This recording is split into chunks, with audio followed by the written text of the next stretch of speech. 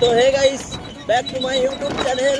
অনেকদিন পর আবার ইউটিউবে রিটার্ন করেছি, কারণ আমার আগের ফোনটা জলে পড়ে গেছিলো, সেই কারণে জিমেলটাও আমি কানেক্ট করতে পারিনি। তো নতুন ফোন নিয়েছি।